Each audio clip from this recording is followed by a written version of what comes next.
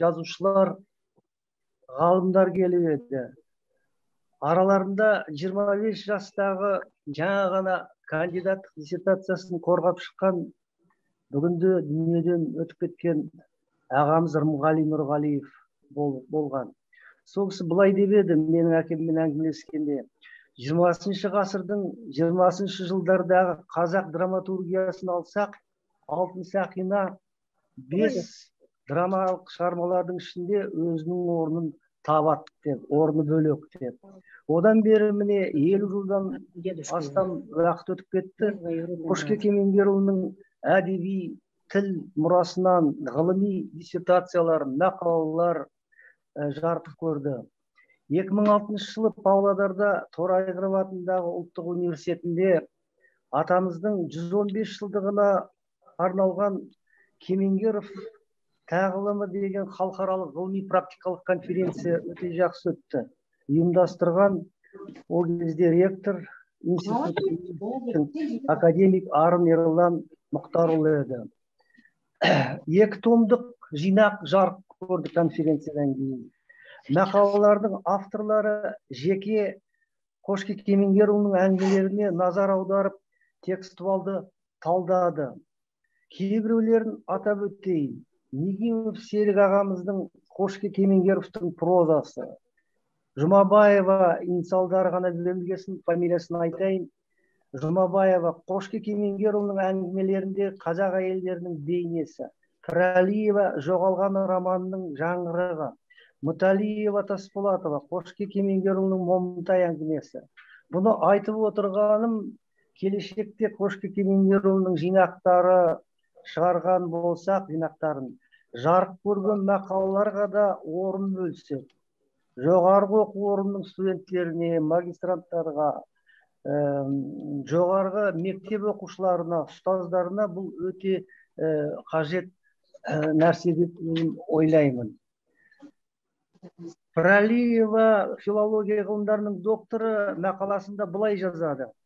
Сондай-ақ ол көркем проза саласында да табанды еңбек етіп, ұлттық өрнектегі қазақ ой сананың сәулесі түскен, қаймағы бұзылмаған сөз өнерінің қан сөлін сақтай отырып, аз сөйлеммен саз ой айтатын шағын жанрлы прозаның үздік үлгілерін көрсетті.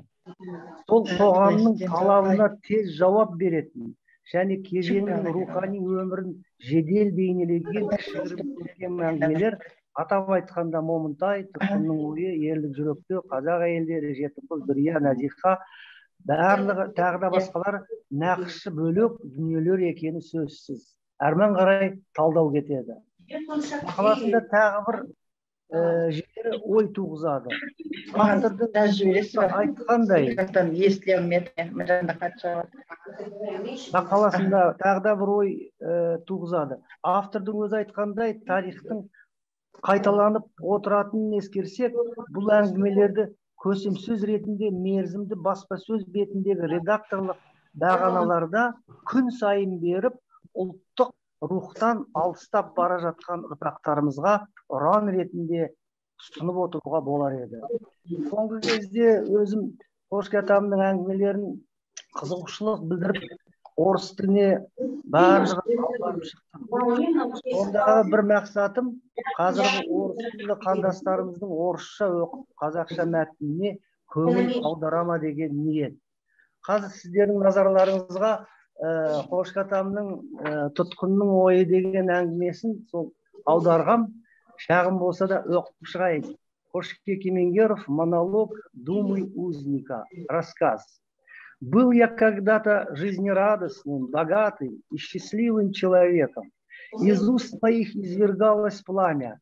От одного взмаха моей сабли дрожала земля и сотрясалось небо. В моих мечтаниях вмещались бескрайняя желтая степь, зеленые луга, широкие горы, исцеляющая неду прозрачная ледяная вода. И вот теперь сижу я, покрытый черной пылью, в холодной, мрачной, как могила тюрьме. Не могу вольно дышать свежим воздухом, не могу видеть моего лучшего друга. Сижу, как жалкий раб, безмолвная душа. Моя крепкая рука, не раз предававшая погибели врага, сметавшая любые преграды, теперь не в силах свободно взмахнуть. И как не тяни ее, не сможет разбить железные оковы. Вон, сияя и резвясь, пробились сквозь узкую щель яркие лучи света. Это золотое солнце восходит на голубое небо. О, бренный мир! Если бы я мог упасть и согреться в объятиях теплого милосердного солнца, то без снов и сожаления оставил бы этот бездушный мир и забыл бы беспросветные дни моей прежней жизни, проведенные в тесной темнице. Я был ранен и невинно осужден. Мой враг кроваво-холодный изнутри, лукавый снаружи, звероподобный, обманом заманил меня в свои сети, захватил имущество, нажитое мною в поте лица, отнял родимое приволье, но больнее всего то, что, пленив, он унизил меня. Я утратил человеческий облик. Эти унижения пронзают болью мое мягкое, нежное сердце. Победитель может забыть о мести, побежденный никогда. Сегодня мое тело болит и источает гной, но мой огненный дух здоров и невредим. Я не теряю надежды на счастливое будущее. Она помогает мне выжить. Верю, счастливое время еще вернется. Верю, счастье отыщет меня, и я займу свое место в райском уголке свободы. Гүлжахан, өшірсеңдерші мына микрофонды. Айтыңыздаршы, Альмира, не өшірмейсіз микрофонды біреудің? Шулап тұр ғой мыналар. Бөгет болып тұр ғой деймін. Камария, өшіріңізші микрофоныңызды. Гүлжахан, өшіріп тастасайшы.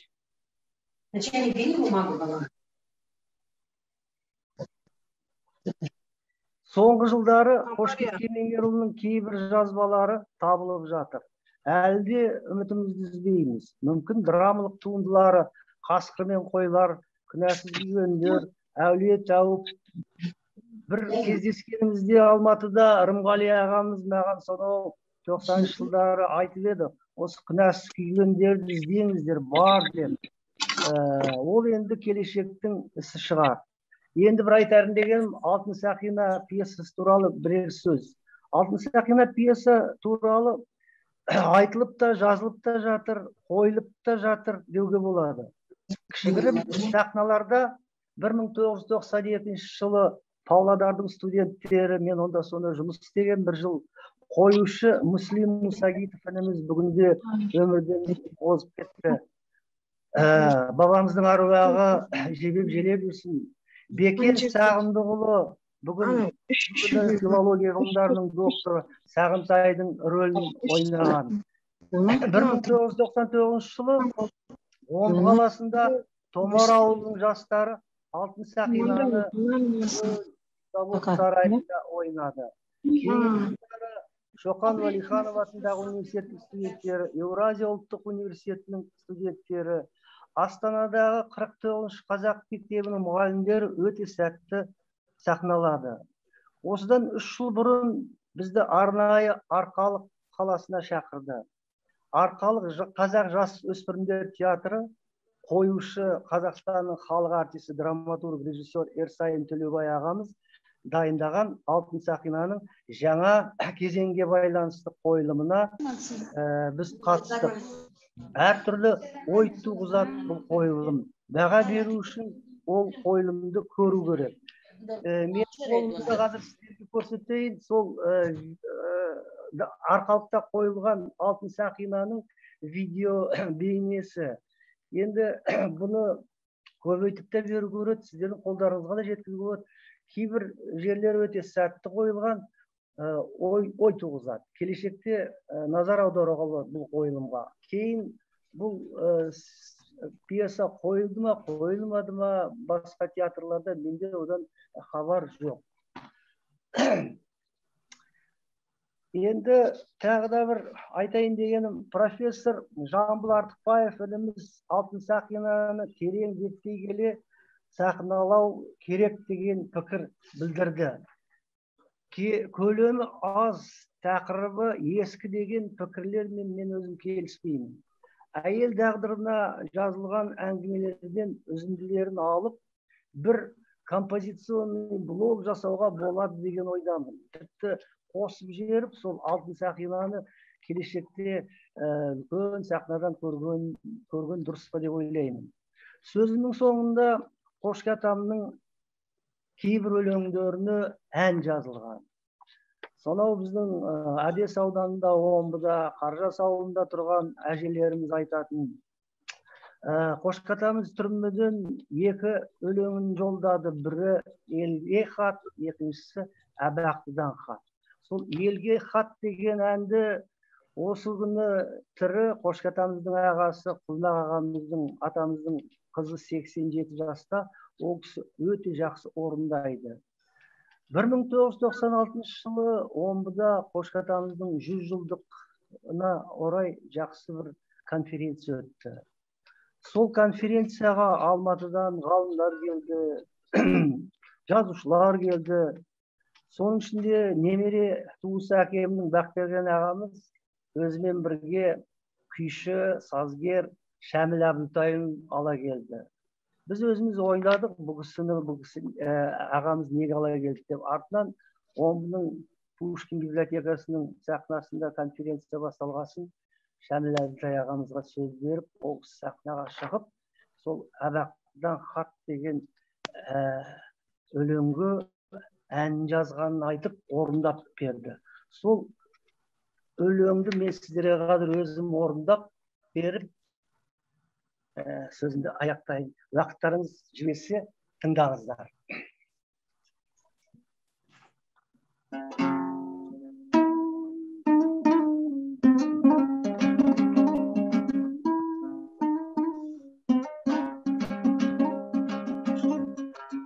Ашығып 3 күн болды Әбақты үйден, жатырмын дымсыз бастан қалсыз күйде. Осыдан олай бұлай болып кетсем, жеткізер кім сәлемді біздің үйге. Жеткізер кім сәлемді біздің үйге.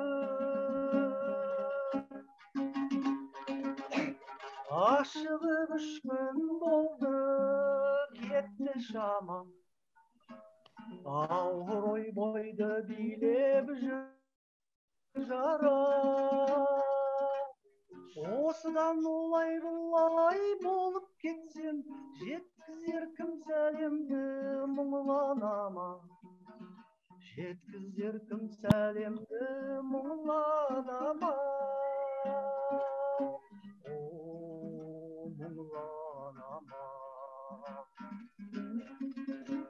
Ашығып 3 күн болды арғаныма, тағдырдың кім көнбейді салғанына. Осыдан олай бұлай болып кетсем, жеткізер кім сәлемді жан жарыма. Жеткізер кім сәлемді жан жарыма. Ашығып 3 күн болды жаттым төзіп,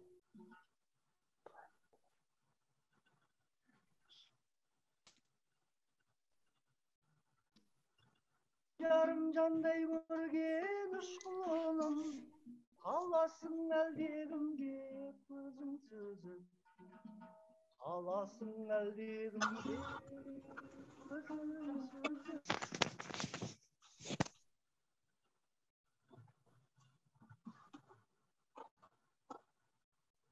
Қамалдым өткелі жоқ терең жарға, әділдік таба алмадым, амал бар ма? Осыдан олай бұлай болып кетсем, жеткізер кім сәлемді жолдастарға. Жеткізер кім сәлемді жолдастарға. Жолдастарға.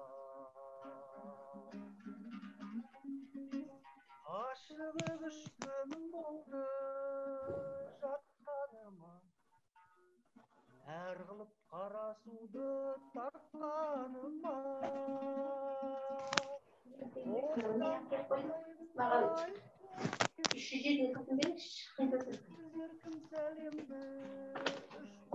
конференцияда отыр едім.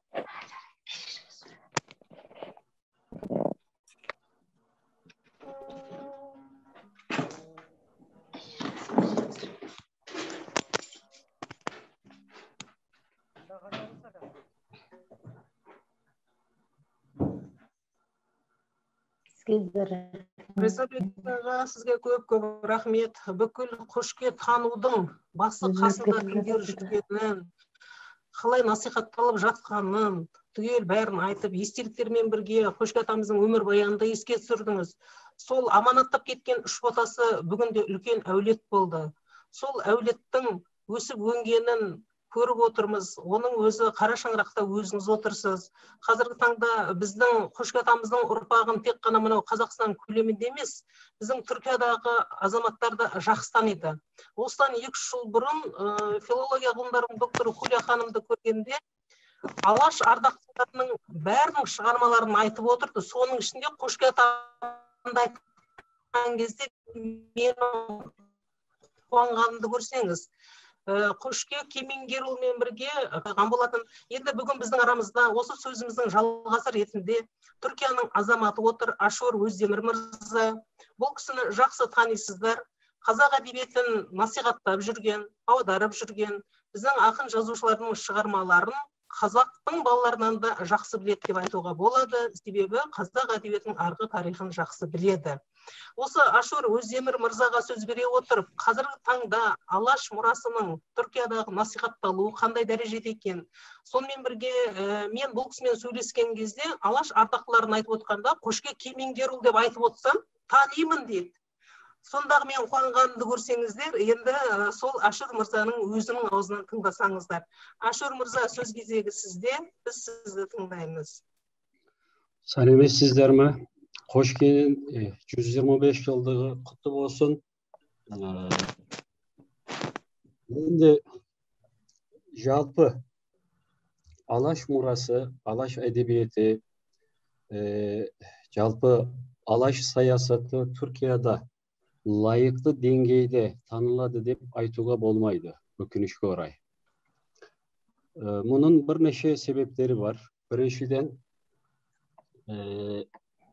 Түркияда қазақ тілін жоғары деңгейде меңгерген мамандар өте аз. Әрине, ғылым докторлары бар, профессорлар бар, бірақ олар қазақ тілінде, қазақ әдебиетінде, қазақ мәдениетінде көбісі жалпылама білетін адамдар. Бұлайша тереңдеп жан-жақты зерттейтін адамдар өте аз. Бұл біріншісі. Екіншісі, қазақ әдебиеті дегенде бірнеше кісі алға шығады да, қалғандар көлеңкеде қалады. Мысалы, Әуезов дейді, болды, Байтұрсынұлы, Абай, Жамбыл, одан әрі аспайды. Бұл енді өте үлкен кемшілік.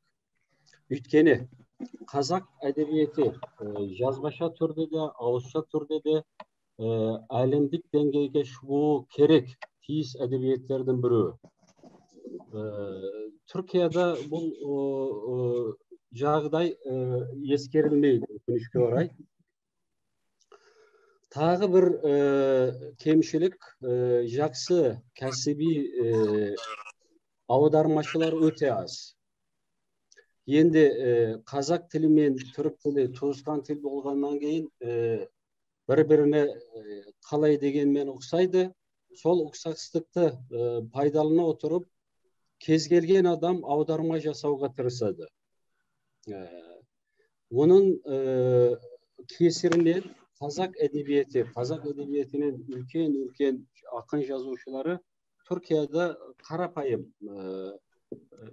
ақын жазушы деп танылып кетеді. Өйткені анау аудармаға қарағанда, мынандай екен ғой дейді. Онда үлкен ештеңе жоқ екен. Сондықтан да бұл да үлкен кемшіліктердің біреуі. Тағы бір кемшілік, көпшілік Түркияда.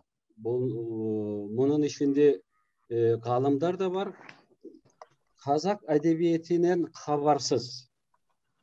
Қазақ әдебиеті деген үлкен әдебиеттің бар екендігін білмейді, білмегестен көңіл аудармайды. Тағы бір кемшілік, кейбір шығармалар түрік тіліне аударылады. Енді біреулер аудара салады, одан кейін кішкентай ғана баспалардан шығады. Таралымы өте аз болады, оқырманның қолына жетпейді. Жетпегесін ол енді ешкімге де пайдасыз дүние болып бір жерлерде жатады. Сол кемшіліктерді кетіру керек. Одан кейін ең басты мәселе қазақ жазушыларын, әсіресе Алаш әдебиетінің өкілдерін Түркияда жақсы таныту керек. Оның себебі бізде Түркияда 20-ші ғасырдың басында да milli әдебиет деген ағым болған. Ол ұлттық әдебиет деген сөз. Неге ондай аталған? Өйткені сол әдебиеттің өкілдері ұлт мүддесін, ұлттың тілін, ұлттың тарихын, мәдениетін алға тартқан, соның жоғын жоқтаған адамдар. Олардың көбісі әрине жақсы, үлкен жазушы, ақын жазушы емес, бірақ олар ұлттың мәдениетін көтеру үшін, тілін көтеру үшін еңбек еткен, шығарма жазған адамдар. Сол жағынан қарағанда Алаш әдебиетшілері мен біздің ұлттық әдебиетшілер, яғни milli әдебиетшілер арасында үлкен үндестік бар деп ойлаймын. Мәселені сол жағынан қарау керек, менің ойымша. Енді әрі қарай не істеу керек? Біріншіден, Қазақстанда қазіргі таңда Алаш әдебиетшісі, Алаш әдебиет танушысы көп. Олардың бірі мынау Гүлжахан ханым, менің тануымша. Олардың бірігіп бір Алаш әдебиеті деген кітап дайындау керек деп ойлаймын. Ол әрине әдебиет тарихи ретінде емес, антология ретінде дайындалған бір кітап болу керек. Одан кейін ол кітапты түрік тіліне аудару керек. Жалпы. Оны Түркияда жақсы баспалардың біреуіне шығару керек. Ең бастысы сол. Одан кейін адамдар бара-бара Алаш қозғалысы не, қандай әдебиет, Алаш әдебиетінің өкілдері кімдер, олар қандай еңбек еткен, олардың қандай шығармалары бар деп келіп біледі деп ойлаймын. Жалпы мен өзім Қошқа Кемеңгерұлының отаршылық ұсқындары деген әңгімесін аудардым. Құдай қаласа осы Қошкенің 125 жылдығына орай оны бір журналда жариялаймын. Ол бастама болсын деп тілек, одан ары қарай басқа шығармаларын, әсіресе әңгімелерін түрік тіліне аударуға тырысамыз. Рахмет. Көп рахмет, Ашур мырза. Ашур мырза, өздеріңіз жақында естіген боларсыздар. Біздің қазақ жазушыларының бұның алдында 30 қаламгердің әңгімелерін аударған болатын. Жуырда 50 қаламгердің әңгімесін аударды. Сонымен бірге қазақ романдарын да зерттеп жүрген әдебиеттанушы ғалым. Жаңа өз айтып отырғандай, Қошқа Кемеңгерұлының әңгімелерін түрік тіліне аударып, түрік тіліне насихаттауда Ашур мырзаның сіңіретін еңбегі жетерлік. Және сонымен бірге осында мынау Айгүл апам отыр, Орнай отыр, Сағынбай отыр. Бізде әдебиеттанушылар туралы жазылған шығармашылық портреттерді аударсақ деген ұсыныс бар. Ашур мырзадан тек қана ақындардың, жазушылардың көркем шығармалары емес, сонымен бірге әдебиеттанушы ғалымдар туралы да насихаттасақ деген ұсыныс бар. Осы ойларыңызда болса. Жақсы болды. Рахмет сізге көп. Құрметті қатысушылар, баршаңызға айтатынымыз, микрофондарыңызды өшіріп отырсаңыздар, кейде жүзіп жатырсыздар, сөйлеп жатқан адамға. Неге оқып шығасыздар, баяндау деген. Еркін мырза, микрофон өшірсеңіз. Келесі сөз кезегін алаш әдебиетін зерттеп жүрген, алаш мұрасының жоқшы болып танылып жүрген біздің қазіргі әдебиеттану ғылымының көрнекті өкілдерінің бірі Айгүл Серікқызы арамызда отыр. Айгүл Серікқызы, сөз кезегі өзіңізде. Сіздің осыдан бұрын бірнеше конференцияларға қатысып сөйлегеніңізді білеміз. Бүгін осы арамызда тағы да өзіңіздің пікірлеріңізді, ұсыныстарыңызды айтсаңыз. Рахмет, Гүлжахан. Мынау Азердек, Нұрдаулет, Аман, мына бір қыздар микрофондарыңызды өшіріңіздерші, ұят болды ғой жаңа. Анау Қошкенің ұрпағы өлең айтып атқанда сондай бір кедергі келтірдіңіздер. Рахмет. Енді мына кітап Алаш әдебиеттану 2009 жылы шыққан, 2 рет басылды қайтадан. Осы кітапта Қошке Кемеңгерұлы туралы тарау бар. Бұл тарауда Қошке Кемеңгерұлының көркем шығармалары, драмалық туындылары, шығармашылығы, тарихи тақырыпқа жазған еңбектері сараланған. Себебі бұдан кейін Қошке Кемеңгерұлы қай жерде тұрады? Мына Гүлжахан біздің Қошке Кемеңгерұлын әдеби тұрғысынан зерттеген кандидаттық диссертациясы Қошке Кемеңгерұлының әдеби шығармашылығына жазған диссертациясы бар. Ал менің ерекшелігім Қошке Кемеңгерұлының қандай мақалалары бар, қандай көсем сөзі бар. Ұлдана өшіріңізші микрофоныңызды. Бүкіл көсем сөз, оның ішінде саяси баяндамаларына дейін бір реттеп алып, сол шыққан Қошке Кемеңгердің бірінші кітабын бастан аяғына дейін мына Алаш әдебиеттану кітабында мен жазып шықтым. Себебі бұдан кейін, бізден кейін бұл баяндамаларды кім оқиды, кім қайдан тауып алады деген сондай бір жанашырлық болды. Енді осының ішінде қарасаңыз, мысалы, таза әдебиеттану еңбектері. Абайділда хан Айдаудан келгенде Орынбай ақынның айтқаны, санада 24 жыл шыққан. Қазақ, қалмақ, қырғыз, Мұрат ақынның сөздері, сана 24 жыл. Есенбике қыз бен жылқышының айтысқаны. Осындай әңгімелермен қатар, мысалы қараңызшы, жазғытұрым, солған гүл, ашығып 3 күн болды арығаным. Жаңағы Ризабек ағамыз айтқан өлеңнің мәтіндері мына жерде ұқсас, тағы да осындай бір өлеңдері бар да. Енді пьесаларына келсек, ол туралы Гүлжахан жазған, мен жай атап өтейін. Алтын сақина, парашылар, ескі оқу, бостандық жемісі, қасқырлар мен қойлар, күнәсіз күйгендер. Ал шығармалары, жаңағы аударуға тұратын әдемі әңгімелері бар. Ол туралы жаңа Пралиеваның, ол кісі зерттеуші, психологиялық прозаның пікірі жаңа келтірілді осы жерде. Ал енді көркем әдебиет туралы нақты әдебиет танулық талғамды пікірі Қошкенің күні бүгін бізді таңғалдырады. Ол орыс әдебиетін жақсы меңгерген Қошке Кемеңгердің талғамы, көркемдікке қойған талаптары бүгінгі бізде қазір әдебиеттануда орнықпаған көркемдік осылай болу керек деген шынайы шарттар аталып кетеді. Қошкенің Сәбит пен Айтыс доғарының мақалаларында осы әдебиеттану пікірлер келтіреді, бұған тоқтамаймын, себебі бұл туралы Гүлжахан айтатын болу керек. Және сол кездегі әлем әдебиеті, Достоевский, Фет, Пушкин, Толстойларды, мысалы, олар кім екенін, Шекспир, Гете кім екенін айтып келіп, Сәбит пен Айтыста біз Абайды жоққа шығармауымыз керек дейді. Әлемдік әдебиетті, оның ішінде әлемдік әдебиет туралы жазған саясаткерлер Троцкий, Пильняк, Иванов дегендердің пікірін Луначарскийден алып келіп, орыс әдебиеті Пушкин шығарып тастап жатқан жоқ қой деп, осындай пікірлерді алып келгенде, сонда Қошке Кемеңгер әдебиеттанулық талғамы, әлемдік, ресейлік әдебиеттану контекстінде қазақтың әдебиетін, оның ішінде Абайды қорғап шыққанның ішінде жаңа кәсіби әдебиеттанулық пікірлер керемет келтірілген. Мысалы, мен бір несін оқып берейінші, жазушы көзін жұмбай, тұрмыстағы жараларды, таңбаларды, ауруларды көрсетсе, бірақ адамның алғыр күшіне, батыл ісіне ыстыққанына, жалынды жанына шығарғыш миына сеніп, жүрегінен сәуле түсіріп жазса, ол көркем әдебиет болады дейді. Қараңыздар, қандай нақты, қандай әдемі. Бұл бүгінде өзін жоймаған көркемдіктің шарттары болып табылады. Көркем әдебиеттің құшағына төл алатын тақырыптар қандай дейді? Бірінші, қазақ елінің жер үшін талас тартысы.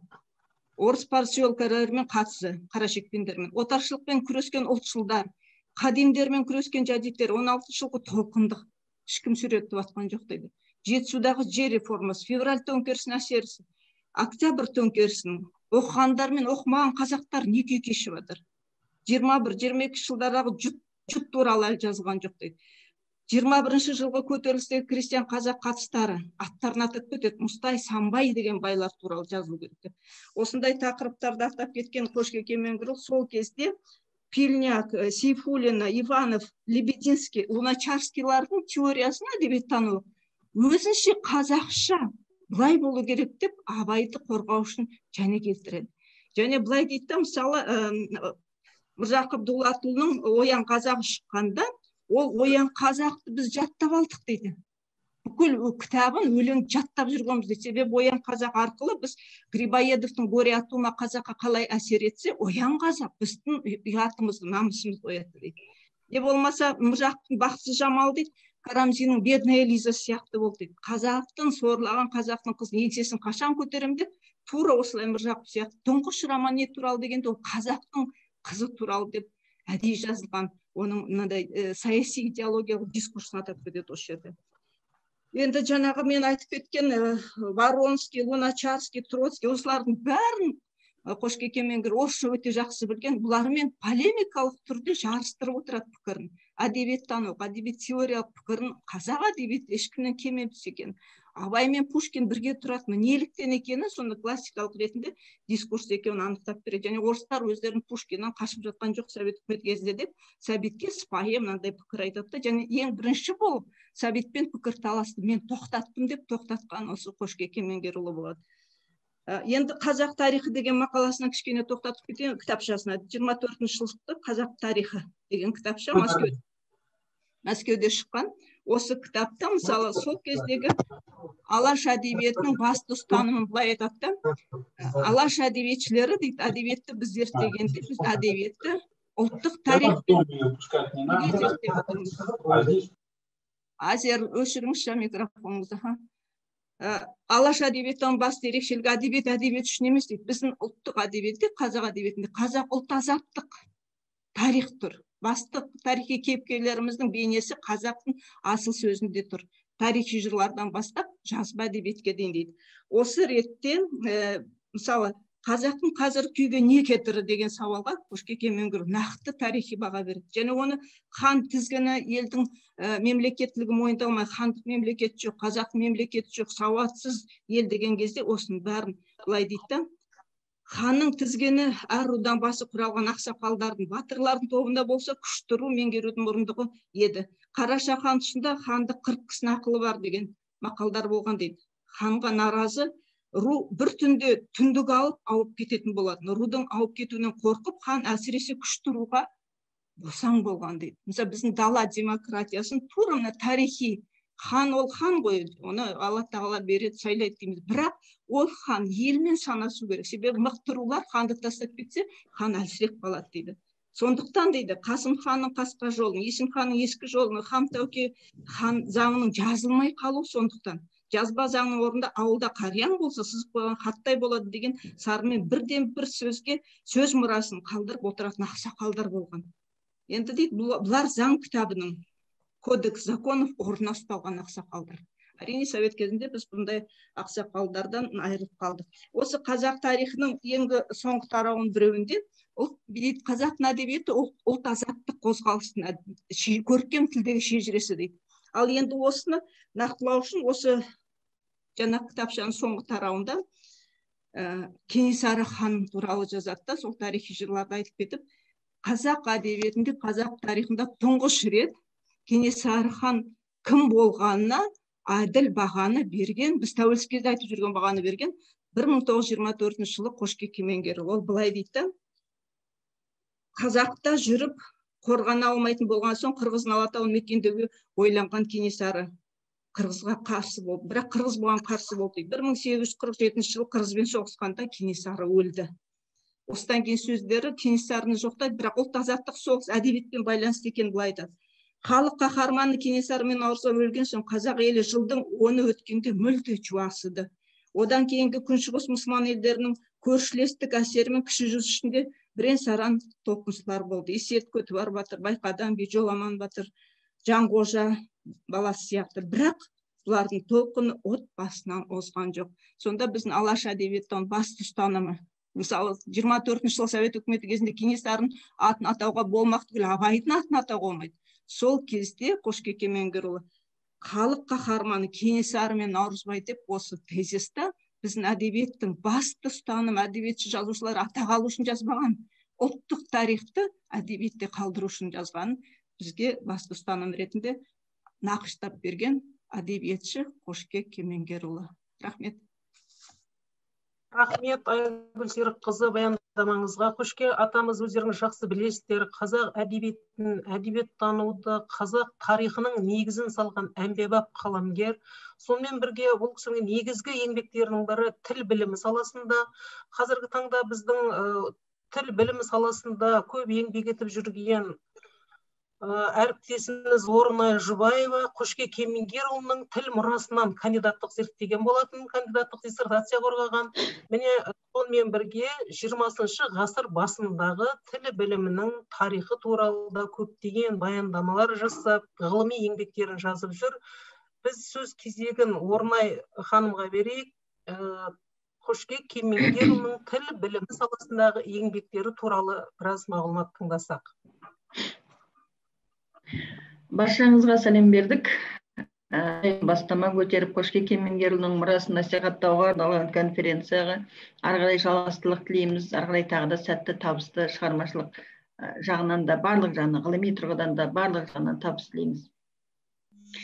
Қошке Кемеңгерұлының еңбек еткен, ғылымға араласқан, әсіресе тіл біліміне араласқан тұсы 20 жылдардың ортасына келеді.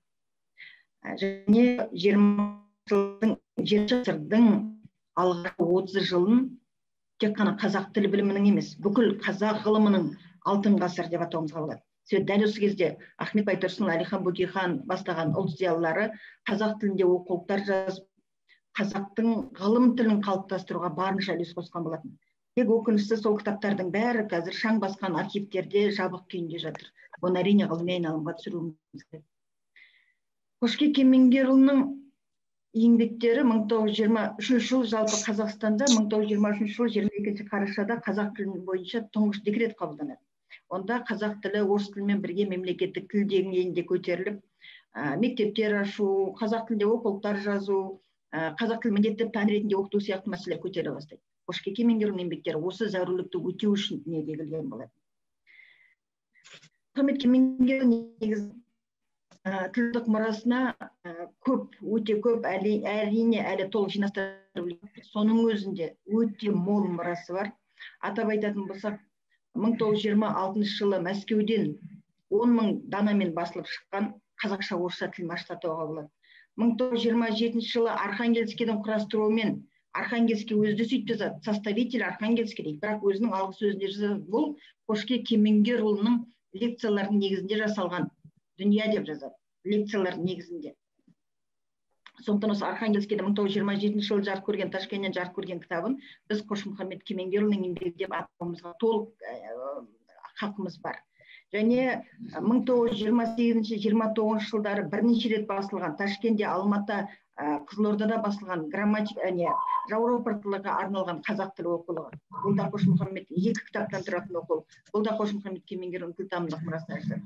Сонымен қатар Бектасов екеуінің бірге жазған русско-казахский словарь деген кітабы болған екен, бірақ өкініштісі біз оны әлі таба алмай отырмыз. Бірақ архив деректерінде сондай кітап бар екен туралы мәлімет келтірілген. Дұрыс па, бұрыс па деген мақаласы, қодыр сөздер, жат тіл оқыту әдісі деген сияқты өте көп мақала шыққан. Және 1927 жылы Ташкентте өткен әріпке қатысты конференцияда сөйлеген сөз, 1929 жылы ғылыми орфографиялық конференцияда сөйлеген сөз. Жалпы мұрасы өте көп. Және Қошмұхаммед Кемеңгерұлының тікелей ұрпағы Қайырбек Кемеңгерұлының айтуы бойынша 1930 жылы Мұхтар Әуезовпен бірге Саудың аспиратурасы жүрген жеріне ұсталып кетеді ғой. Сонда жазып жүрген диссертациясының аты қазақ тілінің жалғамалығына қатысты болған. Оған дейінгі еңбектерінде қазақша тілмашта да 1928-29 жылы шыққан жауап топтарға арналған оқу құралында да Қошмұхаммед Кемеңгерұл аффикстерді керемет талдайды, суффикстерді қосымшаларды керемет талдайды. Ал енді шіркін сол диссертация табылатын болса, онда одан ары қарай дамытқан бе еді деп біз ойланамыз. Шіркін сол еңбектердің бәрі жинақталатын болса, біздің бай мұрамыз түгенделер еді. Сонымен қатар химия деген оқулығы болған, ол кітап табылды, жарыққа шықты. Жаратылыстану деген кітаптарды аударған. Шіркін сол кітаптардың бәрін термин тұрғысынан зерттейтін болсақ, қазір біз баламаста болмай жүрген терминдердің көбіне біз өте сәтті керемет баламаларын табар едік. Енді Қошмұхаммед Кемеңгерұлының еңбектері жарық көрген кезде өзінің бір сол кезге тән нәрсе, арнайы негізі конкурс ұйымдастырылған сияқты, байқау ұйымдастырылған сияқты, жақсы сәтті шыққан оқулықтарға байланысты.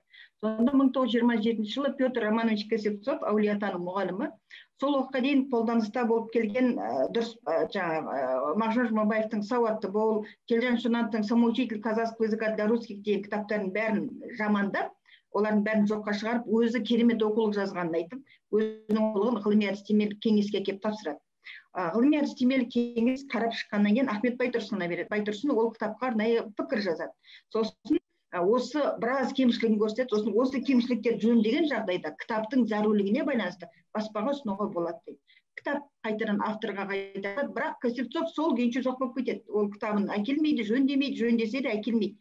Сонымен сол екі Кемерұлының жауаптылықтарға арналған оқу құралы келеді. Әрине өте керемет бағаланады. Ғылыми әдістемелік кеңесте Телжан Шонанов, Ахмет Байтұрсынұлы бар, Молдағали Жолдыбаев, бүкіл ғалымдар жиналып отыр. Бұл кітап өте керемет дейді. Сондықтан Қошке Кемеңгерұлының еңбегі жаңа айтқандай бірнеше рет жарияланады, бірнеше рет жарық көреді, бірнеше қалада. Содан кейін жаңа Косевцов жайына қарап отырмай, енді шағымданады жоғары жаққа. Мен еуропалықтарға арналған оқу құралын ұсынғам, бірақ кітабымды бұлар ұсынған кітабымды жарияламай, басқа біреудің кітабын шығарып жіберді деп. Сол кезде Телжан Шонановтың берген бірнеше түсініктемесі бар. Соның бірін Телжан Шонанов айтады: иә, бізге Косевцовтың еңбегі түсті, бірақ біз ұсынып осындай кемшілігін көрсете отырып авторға қайтарған болатынбыз, бірақ бізге автор қайтып әкелген жоқ, біріншіден. Екіншіден, сол кезде бізге Қошке Кемеңгерұлының более лучшая рукопись дейді. Қошке Кемеңгерұлының осындай еңбегі түсті, өте керемет еңбек, сондықтан кітаптың зәрулігіне байланысты осы кітап бірнеше жерде жарық көрді. Және осы Телжан Шонанов оған дейін өзінің негізгі оқу құралы болып келген самоучитель казахского языка для русских деген еңбегінде өзінің кітабынан кейін Қошкенің кітабын оқуға кеңес береді. Яғни бұл жерде алаш зиялыларының сол кезде Кемеңгерұлының еңбегін өте жоғары бағалағанын көреміз. Сосын жаңа Архангельскийдің жазған кітабын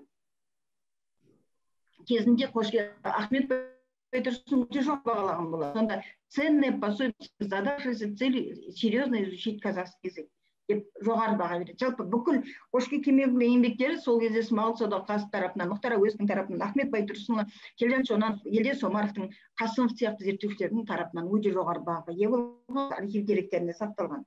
Құдайберген Жұбанов қазақ тілінің фонетикасы деген кітабының беташарында қазақтан шыққан фонетист мықты ғалымдардың қатарында Байтұрсыннан кейін Қошкені айтады. Бұл бекерден бекер емес. Яғни өз заманда, өз кезінде Қошке Кемеңгерұлы лингвист ретінде, ғалым ретінде жан-жақты танылған.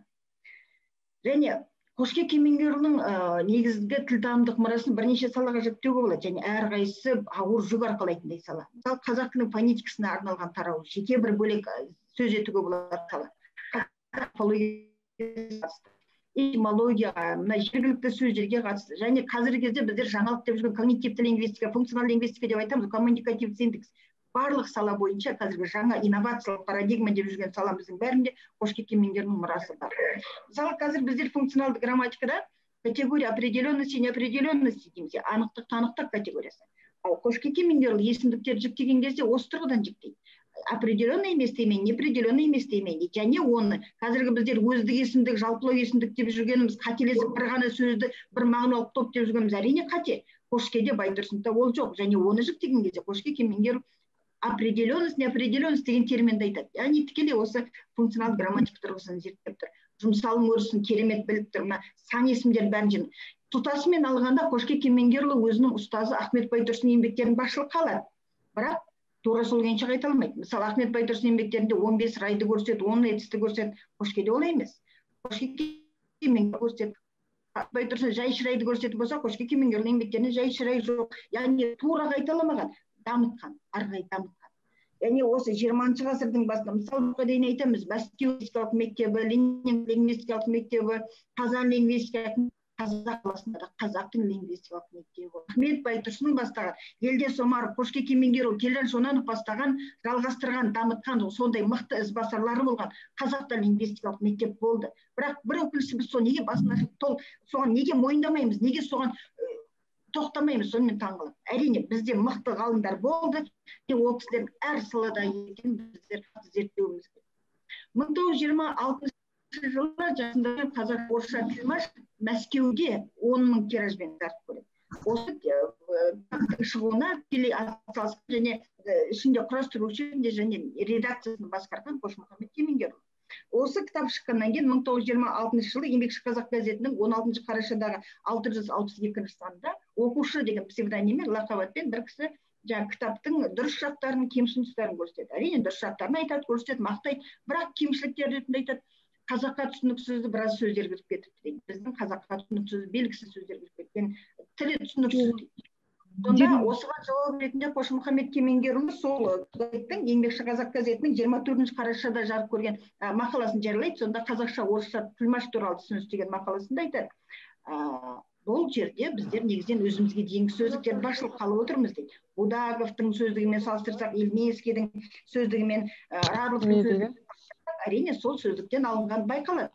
Бірақ тура сол күйінше қайталамаған. Мысалы, Ильмейскийде көп қателік, ал Қошкемеңгердің сөздігінде ондай келтіреді. Жина енді онда. Қазақ деген кезде Қошкемеңгер айтады, сіз қазақ сөздері деген кезде қазақтың дәл сөздерін іздейсіз ғой, бірақ орамал деген сөз қазақтың сөзі емес, оған қалай қарайсыз? Оны біз қалай енгізбей тұрамыз? Біз қазақтың сөздерін енгіздік дейді. Мысалы, сағат, орамал, ғылым, мәдениет, әдебиет барлығы да араб парситан енген сөздер ғой.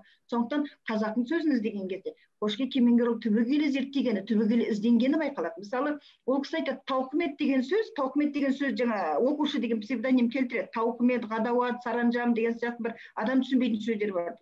Сонда Қошмұхаммед Кемеңгер айтады, Тауқымет Жүсіпбек Аймауытовта бар дейді, Мұхтар Әуезовте бар, Ғадауат Абайда бар, ал Саранжам Наурызбай Батырда бар. Ол сөз тізбегі реестрге берілген сөздер кездейсоқ қалып отырған жоқ. Типограф айтады, мықты саралап отыр. Және шапағатшы болсын деген сөзді айтады. Мысалы, қазір шыны керек дұрыс амандасуды да білмейміз, дұрыс қоштасуды да білмейміз, дұрыс айтуды да көбіреткен. Сонда Қошмұхаммед Кемеңгер айтады, жас барған жағдайда қаясын деп айтпайды дейді қазақта, шапағатшы болсын деп айтады дейді. Себебі дүниеге барғанда ата-анасының алдынан шығып, сол шапағатшы болсын, яғни кішкентай балаға қайыр болсын айтқан кезде шапағатшы болсын деп айту керек. Осындай танымдық жағынан және қазіргі кезде маңызын, өзектілігін жоймаған тұстармен керемет нәрсені көрсетеді. Және осы қазақша, орысша тілмашты арнайы тек қана сол тілмаштың өзін зерттейтін болса, қазақ тіл біліміне керек талай дүние табылар еді. Және осы Қошкемеңгер 20 ғасырдың басында этимологияға барғанда, этимология қазақ тілінің ең күрделі салы, оңайлықпен аңдық-мұндық барады. 1966 қаша этимологиялық сөздігімізден сөздіктің әлі шықпай отыр, осы саланың өте күрделі екенін көрсетеді. Осы дұрыс па бұрыс па деген бір шағын ғана мақаласында Қошмұхаммед Кемеңгер бірнеше сөздерін айтады. Мысалы, жұрдай, дардай болып балаға не тиісесің, еңгезердей, немесе мәре сәре бір қатар сөздерді келтіреді, осы сөздің мағынасы қандай дейді. Дар деп біз жеке қолданбаймыз, жүр деп жеке қолданбаймыз. Дардай дегенде әрине түсінікті, бірақ жүр дегеннің өзі не мағына береді? Дар дегеннің өзі не мағына береді? Еңгезер деген мәре сәре, әрине біз мәре сәре болдық дегенде түсінеміз, бірақ өзі мәре сәре қайдан шықты, қалай шықты? Осында айтады, көне түркі, тіпті көне түркіліктен бұрын Алтай дәуірінің кезеңінде сонда моңғол тілімен бірге байланыс бар шығар, осыны аңдау керек деп, моңғолша, қазақша, орысша баламасын келте отырып.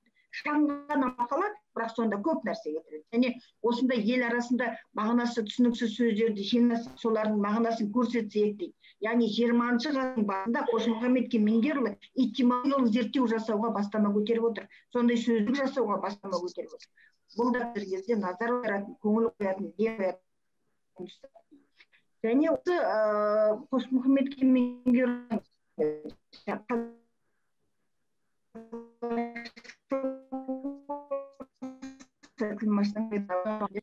аталатын сөздер бар. Және қазақша, орысша тілмашты дегендер негізінен арқа жақтың қазақтары болғандықтан бұнда көбіне арқаның сөздері кіріп кеткен дейді. Мысалы, әжептәуір дегенді әр жерде әртүрлі түсінеді екен дейді. Немесе әрекет деген сөзді арқаның қазақтары пәле деген мағынада түсінеді, басқа жақта басқаша мағынада қолданады. Яғни жергілікті өңірде кейбір сөздердің осындай қолданыстары бар екен. Сол 20 ғасырдың басында Қошмұхаммед Кемеңгер байқаған. Бұл да үлкен жаңалық. Және қазіргі кезде біздер мысалы психофонема, фонема деген, жалпы фонема деген атауды көпке дейін Құдайберген Жұбановпен ғана байланыстырып келді. Себебі Құдайберген Жұбанов ең алғаш рет сол 1936 жылғы еңбектерінде фонема деген терминді қолданған деп. Ал 1929 жылғы конференцияда, ғылыми орфографиялық конференциядағы сөйлеген сөзін тыңдасаңыздар, оқысаңыздар, Қошмұхаммед Кемеңгерұлы орысша сөйлейді. Сонда орысша сөйлегенде топоним у нас нет х әрпіне байланысты, қаһарман дегенде. Біз қазір хат дегенде қаһарман екеуін бірге дыбыстаймыз ғой, екі бөлек таңбаймыз, шынына келгенде екі тән фонеміз. Сонда какой фонем у нас нет? Фонем деген терминді тура дәл мағынасында қолданды. Психонем айтып, яғни ха дегенді айтқан кезде айта салмайды дейді, алдын ала дайындалады, сосын барып айтады. Яғни психофонемасты теориясына келтір. Бұл қазақ лингвистика мектебінің өкілі Бадуэнде көрденің ілімдеріне сәйкестік көреді. Яғни біздің қазақ қандай мықты болғанын көрсетеді. Бұл үлкен бір Қошмағамбет Кемеңгердің. Және Қошмағамбет Кемеңгер 1929 жылы ғылыми археологиялық конференция болады. Бұл орта тарапынан партиялық мақсат сәйкес әдеби конференция болады. Ол кезде қазақтың Ахмет Байтұрсынов, Қошмағамбет Кемеңгер,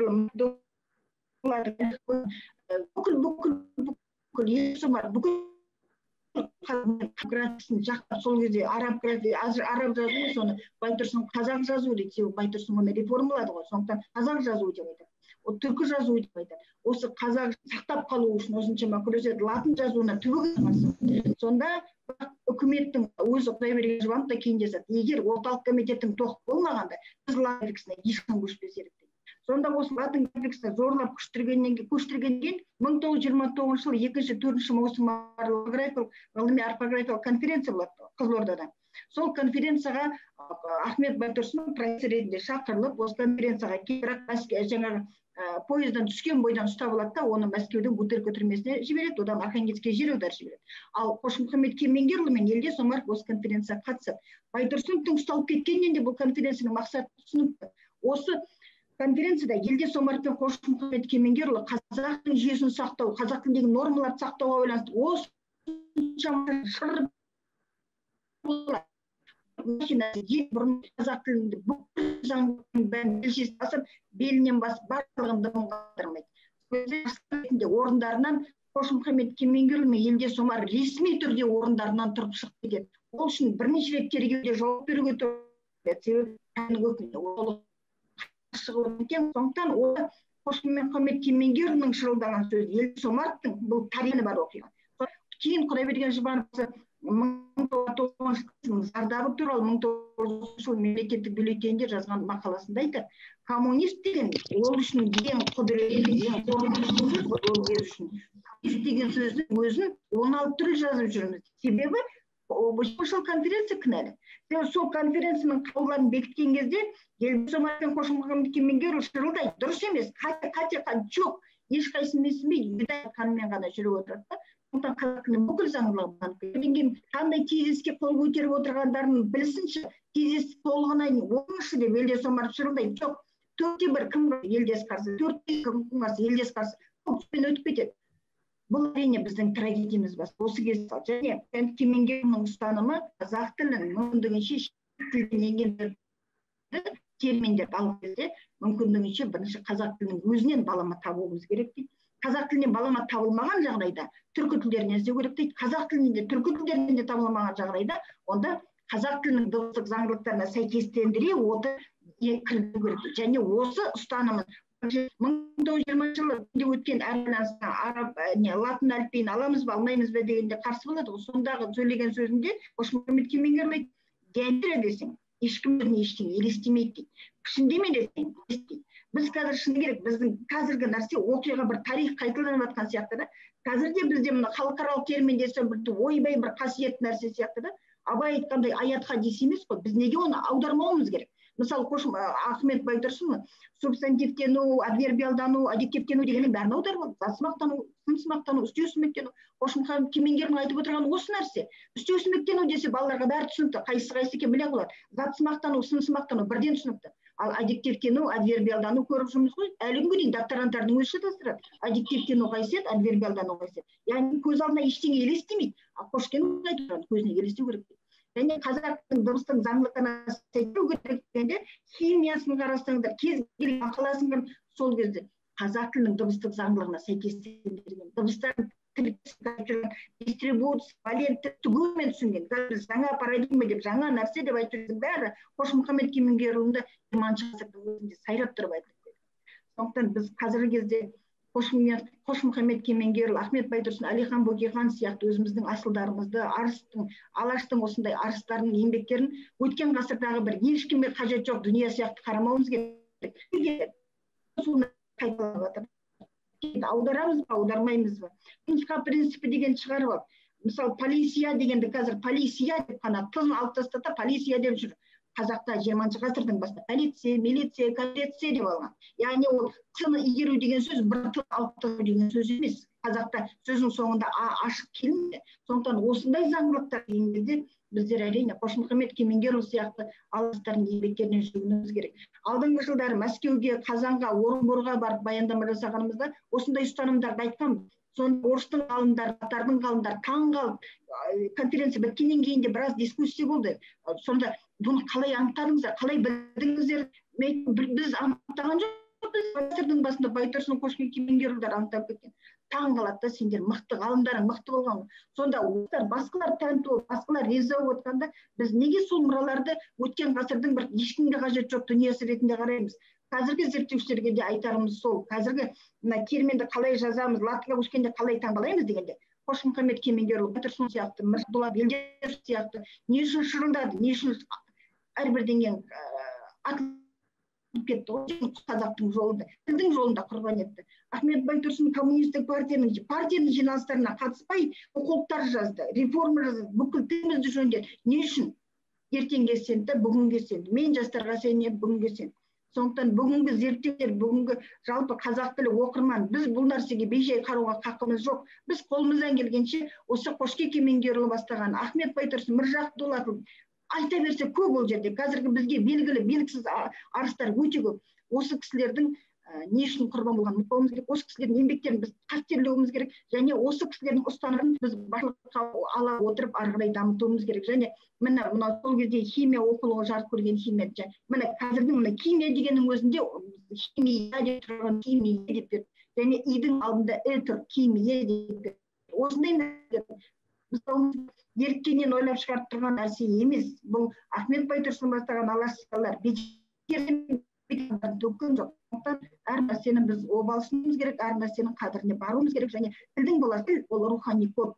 Рухани жаңғыратын болса, бірінші тілін болуымыз керек. Сондықтан дұрыс қазақша ойлап, қазақша дүние таным қалыптастырып, қазақша тіліміз, қазақ тілінің қадірін біле білуіміз керек. Мына жердегі сурет біз Нарманбет ағамыз, Қошке Кемеңгерұлының ұрпағы, тікелей ұрпағы, осы кісі талай конференцияларға мұрындық болып жүреді. Бір ғана суретін жүктеп отырмын, уақыты тар болғандай. Қысқаша айтқанда айтпағым осы, яғни бүгінгі заманда да зәурілігін жойған жоқ. 20-шы ғасырдың басында еңбекке біз сондай бір асыл мұрамыз ретінде қарасақ, өткеннің шағы емес. Себебі 29 жылдан бастап алаш арыстарын бәрін репрессиялап жібергеннен қазақ тілі орыс тілін көшірмесі болып шыға келді. Қазір қазақ грамматикасы деп айтуға келмейді. Себебі бізде орыс тілінде төрт ма, қазақ тілінде төрт ай, орыс тілінде төрт етіс ба, қазақ тілінде төрт етіс. Орыс тіліндегі нәрсенің көшірмесі, бірақ орыс тілінің де көшірмесі емес ол. Адам түсінбейді, ол не алған грамматиканы адам түсінбейді. Бұл жерде зерттеулерін жоққа шығып, бірақ 30 жылдарда солай істелді. Тәуелсіз елміз ғой. Сондықтан ең алдымен тіліміз тәуелсіз болу керек, ойымыз тәуелсіз болу керек. Осыған бәріңізден деймін. Назар қойып тыңдағандарыңызға рахмет. Рахмет, Орынай ханым, сізге көп рахмет. Қазіргі таңда Орынай Жұбаева Әл-Фараби атындағы Қазақ ұлттық университетінде студенттерге дәріс оқып жүрген профессор. Біздің әдебиет және өнер институтында студенттер, бакалаврлар, магистрант, докторанттар жоқ. Магистрант, докторанттарымыз санаулы ғана, 4-5 ғана. Сондықтан бүгінгі конференцияға бізді Әл-Фараби атындағы ұлттық университетінен Шохан Шортанбаев деген әріптесіміз, Гумилев университетінен Сағынбай Жұмағұл деген әріптесіміз отыр осында. Осы азаматтар өздерінің студенттерін, магистранттарын, докторанттарын және шетелде жүрген, Түркияда жүрген, стажировкада жүрген докторанттарды қатыстырып отыр. Енді қазіргі таңда өздеріңіз жақсы білесіздер. Сіздерге көп рахмет жоғары оқу орнынан бізге студенттермен қамтамасыз етіп отырғандарыңызға. Қазіргі таңда өздеріңізге жақсы таныс, бізде алаштану деген институт, ғылыми зерттеу институты жұмыс істеп жатыр. Сол алаштану институты қазір бүкіл алаштанушыларды бір жерге жинап, ұйымдастырып, алаш мұрасын насихаттауға кірісіп отыр. Алдағы 3 жылдықта осы Сағынбай замандасымыздың басшылығымен Ахмет Байтұрсынұлының 12 томдық шығармаларына дайындау, насихаттау жұмысы басталып кетті. Алдағы 3 жылдықта біз соның нәтижесін көреміз деп отырмыз. Ал енді бүгінгі осы конференцияға да бұған дейін де Алаш мұрасын насихаттауда біздің Сағынбай замандасымыз кейінгі жылдары көп еңбек етіп жүр. Оны мына Қазақ әдебиеті газеті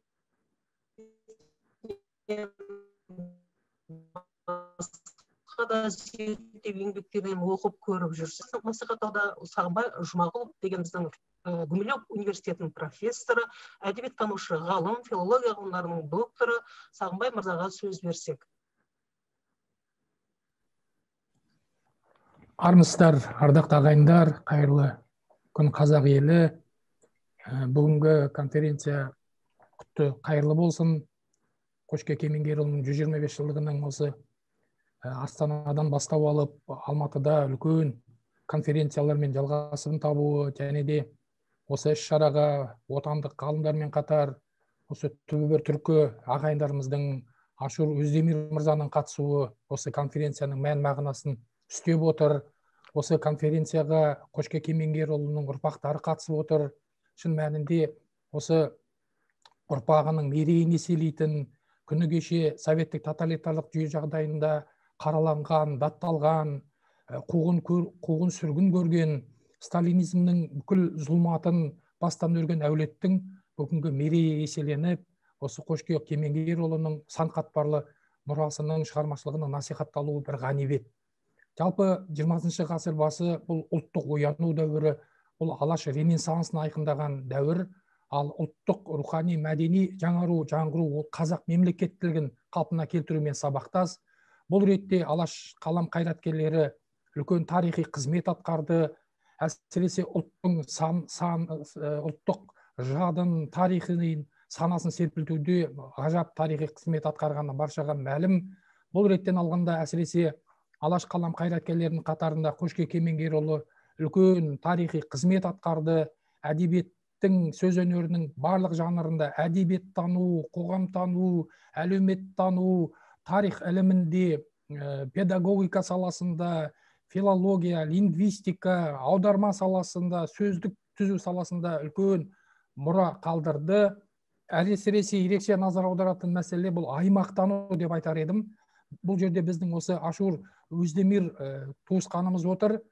Шын мәнінде Қошке мұрасынан біз түркі әлемінің архетипі, түркі әлемінің бірлігі, осы әсіресе патша дәуірінде, одан кейінгі большевизм дәуірінде, осы Орыс империясының қысымын, тепкісін көрген ұлттардың тағдыр талайын айқын аңғара аламыз. Өйткені Қошке Кемеңгерұлы қазақ тарихынан деген өзінің еңбегінде түріктің алтын бесігі Алтай, ер жетіп, өсіп өнген ұлысы Түркістан дегенді айтады. Одан бөлек осы алаш қалам қайраткерлері өздеріңізге мәлім отан тану, ел тану, аймақ тану деген пәндерді ғылыми енгізу, рухани ғылыми айналымға енгізуде тарихи қызмет атқарды. Сондықтан да Қошке Кемеңгерұлының европалықтар үшін жазған оқулықтарындағы үлкен бір тараудың бірі аймақтану деп аталады. Сонда осы аймақ, өңір, оның тасы, тауы, флорасы, фаунасы, бұл реттен алған кезеңде алаш қайраткерлері бірін-бірі толықтырады. Өйткені Әлихан Бөкейханның кезіндегі Щербина экспедициясы, Швецовтың экспедициясының негізінде жазылған еңбектерінің бәрінде осы қазақ елінің шекаралық аумақтық межеленуіндегі алғышарттар деп қарастырамыз. Өйткені өзіңізге мәлім, қазақ жерінің шекарасын большевиктік жүйе негізінде мойындатуда осындай үлкен қызметтер атқарылды. Сондықтан бүгінгі конференция құтты болсын. Әлі де болса Қошке тану жан-жақты зерделену қажет. Өйткені Қошке Кемеңгерұлының драматургиясы, проза, поэзия, аударма, тіл білімі, одан бөлек көркемдік эстетикалық бағыт-бағдарды айқындауы, одан бөлек жалпы осы бүгінгі таңда айтатын біз рухани мәдени кодымыздың бастауларына, сакралды әлеміне оралуда Қошке мұрасы ерекше. Өйткені Қошке Кемеңгерұлы өзінің әр еңбегінде осы қазақ ұлтының тарихын, ғаламдық түркі әлемінің аясында типологиясы, генезисімен, архетипімен сабақтастырды. Сондықтан да қазақ тарихынан еңбегі шын мәнінде жоғарыда Айгүл апай өте орындап көрсетті. Шындығында алтын орда, мынау біздің түркі әлемінің тарихи бастаулары, қазақ мемлекеттігін қалпына келтірудегі ұлт азаттық көтерілістер, Кенесары, мысалы Кенесарыны ұлттың қаһарманы деп бағалайды. Одан бөлек Шыңғыс ханға қатысты, алтын ордаға қатысты. Бүгінгі таңда біз қазақ хандығы қай жылы құрылды деген тарихи деректердің бәрін осы қазақ тарихи еңбегінен табамыз. Және де осы қазаққа пайдалы жас талап. Одан бөлек алаш қайраткерлерінің қатарындағы тарихи қызметі, әсіресе жас азаматтағы публицистикасы. Одан бөлек мынау медицина саласындағы еңбектері, агрономдық саладағы мақалалары. Ал ең бастысы Қошке Кемеңгерұлының мәңгілік мұрасы бұл қазақ ұлтының тілін, тарихын, дәстүрін, салтын, жалпы ұлттық бірегейлігін сақтау, менталдық ерекшеліктерін сақтаудан туындайды. Өйткені біздің замандасымыз Орынай тілші ғалым өте орындатып отыр. Өйткені ол фонемалық әлем дегеніміз тұтас ұлттың рухани мәдени коды. Оған ешқандай сыртқы күш қиянат жасау құқысы жоқ. Біздің алаш қайраткерлері осыны ұғынды. Сондықтан да олар осы қазақтың рухани әлемін, болмысын, тіпті Қошке Кемеңгерұлының қазақ тарихынан деген еңбегінде мына орыс миссионерлігі, қазақтың жат діннің қыспағында болуы, қазақ қандай жағдайларда жанталасты, өзінің болмысын, тілін, ғұрпын, салтын сақтауға келген кезеңде. Сондықтан да Қошкенің мұрасының мәңгілік құндылығы мектеп қай тілде болу керек деген мәселе. Өйткені ол ана тілінде болу керек, ол өзінің түркілік тамырын білу керек. Сол арқылы адамзат тарихында қазақ өзіне лайықты орнын алу керек, мемлекеті болу керек, өркендеу керек. Бұл бағытта алаш қайраткерлер қандай қызмет атқарады? Олар өздерінің тарихи миссиясын толық атқарды ма деп кезінде Әлихан Бөкейханды да сын тезіне алған болатын. Конференция құтты болсын, әлі де Қошке тануда атқарылатын істер өте мол. Сондықтан алда атқаратын істеріміздің бәрімізде бірігіп осындай үлкен істер атқарайық. Сіздердің баршаларыңызға рахмет, еңбектеріңізге табыс тілейміз.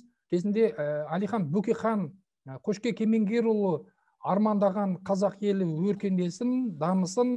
Қошке Кемеңгерұлы бабамыздың мұрасында қазақ елі деген сөз тіркесі өте көп аталады. Сондықтан да амандықта, саулықта, жақсылықта жүздесейік. Рахмет, Сауынбай мырза. Сізге де көп рахмет. Мынау алаш мұрасын насихаттауға атсалысып, кейінгі жылдары көп еңбек жасап жүрсіз. Және сонымен бірге осы мұраларда насихаттаудың басы қасынан табылып жүрсіз. Енді сөз кезегім біз мынау қатысушылардан көріп отырған шығарсыздар. Қошке ағамыздың 3-ші ұрпағы, шөбересі болып келеді. Қайырбек деген замандасымыз отыр, өзі әдебиеттанушы ғалым, алаш мұрасын зерттеуші, және сонымен бірге қазіргі таңда Гумилев атындағы университеттің қазақ әдебиеті кафедрасының меңгерушісі, филология ғылымдарының кандидаты Қайырбек Кемеңгер. Ризабек ағамыз басында сөйледі. Ризабек ағамыздың баласы, Қошке атамыздың шөбересі. Қайырбек, сөз кезегі өзіңізде. Қайырлы күн, құрметті әріптестер, қайырлы күн, құрметті шәкірттер. Бүгінгі Қошке бабамыздың 125 жылдығына арналған халықаралық ғылыми практикалық конференция құтты болсын. Жан-жақтан ғалымдар қатысып отыр. Анадолы елінен қатысып отырған бауырларымызға мың алғыс білдіреміз, уақыт тауып қатысқандарыңызға. Мен енді мүмкін болса бір демонстрация жасап, презентация жасасам ба деп едім. Қошке Кемеңгерұлы. Жақсы.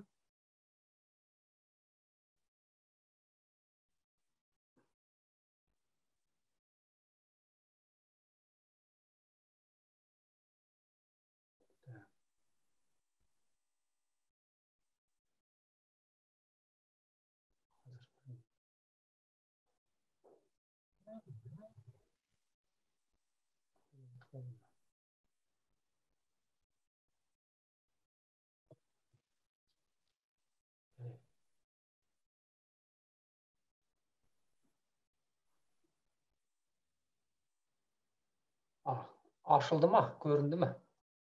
Ашылды. Қошке Кемеңгерұлының өмірі мен шығармашылығына арналған қысқаша презентация.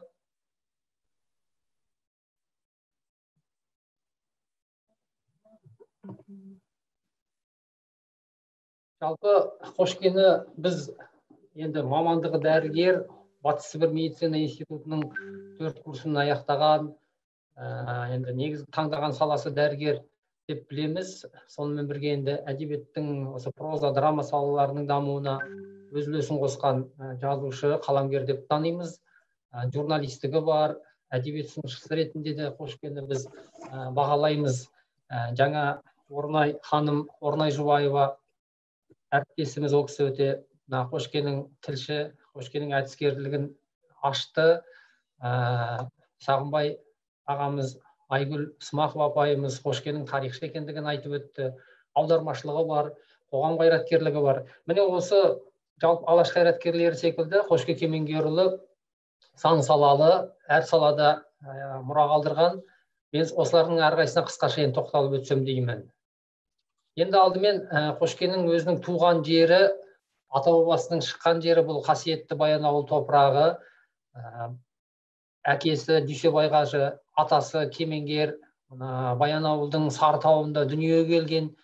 Енді Қошке өзі Ақмола облысының Омбы уезінде туды. Бірақ атасының, Кемеңгер атасының зираты барлығы осы Баянауылда.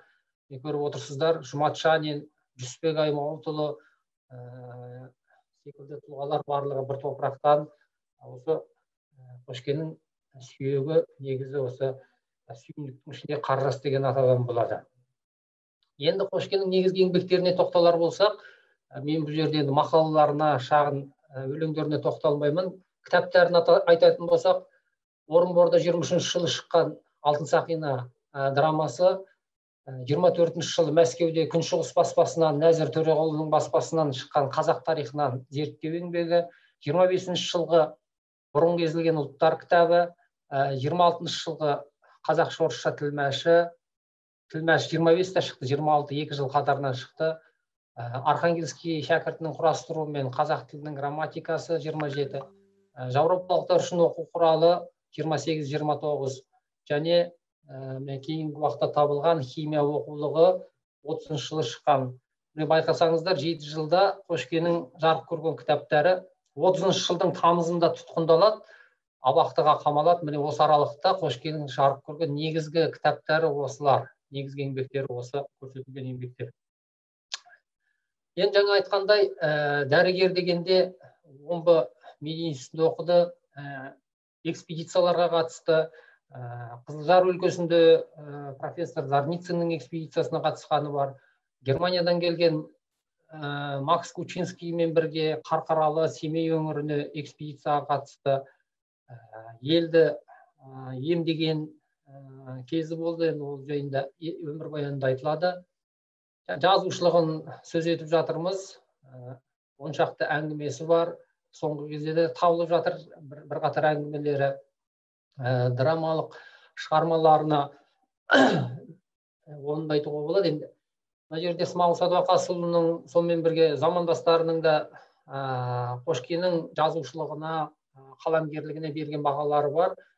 Кезінде міне байқасаңыздар, Қошкенің есімі Мұхтар мен Жүсіпбектермен қатар аталады. Ұлт мәселесі қазір халде біздің әдебиетке ең үлкен теманың бірі. Бұл теманы жалғыз коммунист жазушылар өз еншісіне алады деп үлкен қате пікір.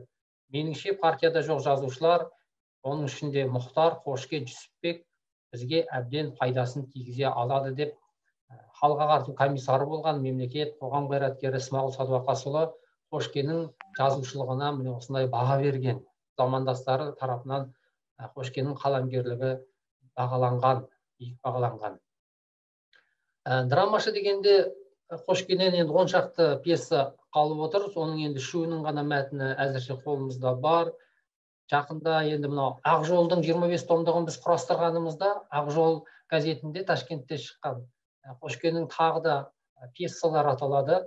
Пьесаларының қысқаша мазмұны жайында ақпарат біз кездестірдік. Қуанышты бір хабар болып отыр ол біз үшін. Әзірше енді біз сол Алтын сақинаны, Парашылдарды, ескі оқуды Қошкеннен қалған драмалық мұра деп білеміз. Қазақ әдебиетінде кәсіби драматургия жанрының қалыптасуына Қошке Кемеңгерұлы бір адамдай өз үлесін қосқан. Жүсіпбектермен, Сәкендермен, Бейімбеттермен Қошкеннің есімі қазақ драматургиясында құрметпен аталады. Мысалы, Жүсіпбек Аймауытұлының 22 жылы Қазақ тілі газетінде жазған «Алтын сақина» пьесасы жайында сын мақаласы бар. Сол жерде Жүсіпбек Аймауытұлы Қошкенің кейіпкері Сағынтайды, Алтын сақинадағы бас кейіпкер, адамшылық борышы мен ардың тартысы деп бағалайды. Ол дегеніміз, яғни заманында Халиманы, Сағынтайды, Жүсіпбектер, Смағұлдар жоғары бағалады шығармашылығын. Кейін енді академик Рымғали Нұрғали қазақ әдебиетінде, қазақ драматургиясында аруақты сахнадан алғаш сөйлеткен Қошке Кемеңгерұлы деп айтқаны бар еді Рымғали Нұрғали академиктің. Осы секілді берілген баға Қошкені енді драмашы ретінде бізге мойындатады. Журналист, көсемсөзші дегенде Қошкенің енді 1918 жылы жас азаматқа редактор болғандығын айтамыз. Одан бөлек міне көре аласыздар, Бостандық туы Қызылжарда шыққан, Қазақта 16 жылы еңбегі бар, Ақ жол газеті Ташкентте шыққан, Еңбекші қазақ, Лениншіл жас қазақ тілі, сонымен бірге бірқатар журналдарда Қошкенің мақалалары, еңбектері жарияланды. Бұл жағынан Қошке енді кәсіби журналист, көсемсөзші ретінде мойындалады. Әдебиет сыншысын айтып жатырмыз. Жаңа айтқандай, Қошке өзінің шығармаларында, зерттеу мақалаларында басы Абайдан бастап, алаш қайраткерлерін, өзінің замандастарын, Әлиханды, Ахаңды, Міржақыпты, Жүсіпбекті, Мағжанды, өте Мұхтар Әуезұлы сынды қазақ әдебиетінің көрнекті қаламгерлерінің шығармаларына биік баға береді. Бейімбеттерге бәріне айтқан сын пікірі бар. Әдебиет сыншысы ретінде Қошке Кемеңгерұлы көркем әдебиет жайындағы айтыстарға қатысқан. Бұл айтыстары қазір енді оқулықтарға еніп жатыр. Және де Қошкенің ұстанымы, Қошкелердің, алаш қайраткерлерінің ұстанымы дұрыс екендігін өмірдің өзі көрсетіп отыр. Тәуелсіздік мұраты тұрғысынан алғанда бұл ұстаным қате емес екендігін заманның өзі қазір бізге дәлелдеді. Енді тілші әдіскерлігін жаңа Орнай ханым өте жақсы айтты. Сөздігін, оқу құралын, грамматикасын, Жауропалықтар үшін оқу құралын, бұлардың барлығы енді Қошкені тілші ретінде бізге көрсетеді. Тарихшы дегенде Қошкенің қазақ тарихынан бұрынғы езілген ұлттар кітаптарын алдымен атаймыз. Бұл да өте бір құнды кітаптар. Тарихшылар бағалап жатыр. Мұхтар Әуезовтың айтатын сөзі бар 27 жылғы кітабында. Тарихтың дәл суретімен танысамын деген адам болса, Халел Досмұхамедұлының Исатай Махамбетке жазған кіріспесін, Қошке Кемеңгерұлының қазақ тарихынан еңбегін оқысын дейді. Әуезовтың берген бағасы. Енді аудармашы дегенде Қошке 15 жылы Айқапта өлеңдер аударды. Пушкиннің, Никитиннің өлеңдерін кейін оқулықтармен оқулық аудармасына барды. Міне кулак шаруашылығында батырақ пен батырақ әйелдерді заң қалай қорғайды деген секілді кітапшалары жуырда табылып отыр. Орнай Жұбаева тапты. Бұл кітаптар әлі Қошкенің көп томдығына енбеді.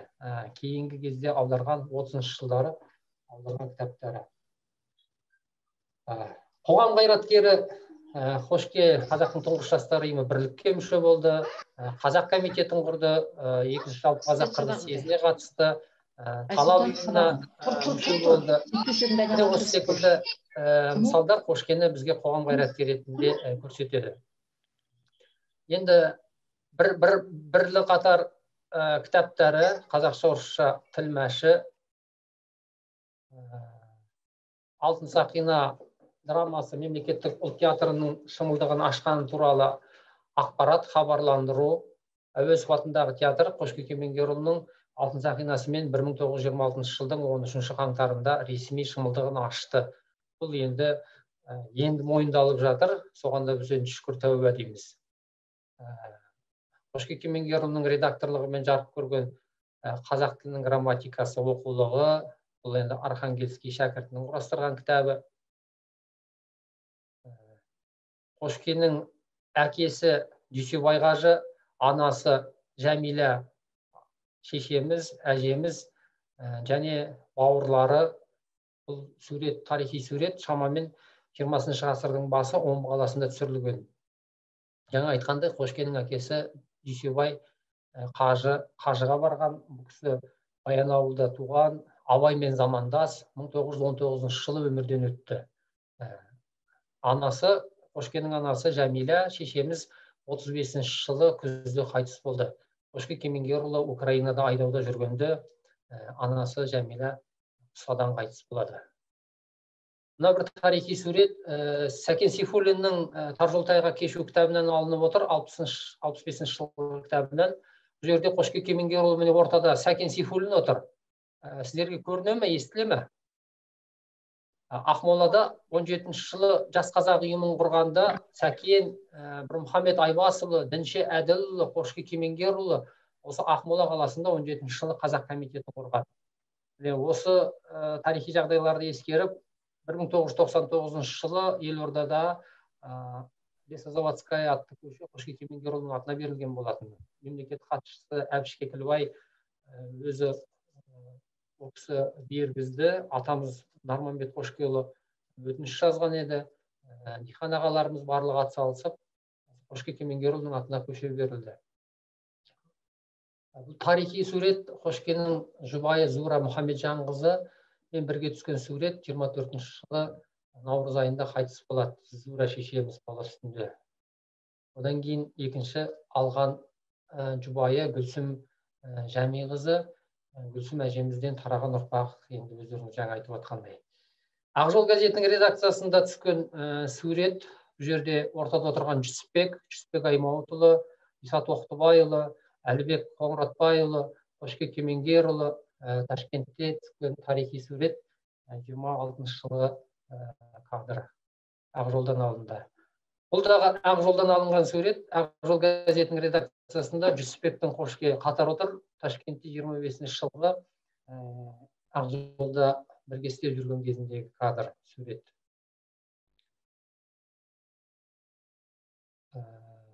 Қошке Кемеңгерұлының Валуйки, Воронеж жерінде 32-35 жылдары айдауда жүргенде түскен суреті. 3 жыл елден шалғайда болды. Осы кезеңі әлі толық зерттелмей жатыр. 32-35 жылдары қазақтың бір топ зиялылары Халел Досмұхамедұлы, Мұхамеджан Тынышбайұлы, Жаһаншалар, Абдуллабай, біздің Жұмахан Гудерин, Алаштың біраз қайраткерлері осы Валуйки, Воронежде болғандығы мәлім. Осы кезең әлі толық зерттелмей жатыр. Қошкенің қолтаңбасы 35 жылғы жазған өтініші өзінің келесі Алматының абақтысында түскен сурет 32 жылғы.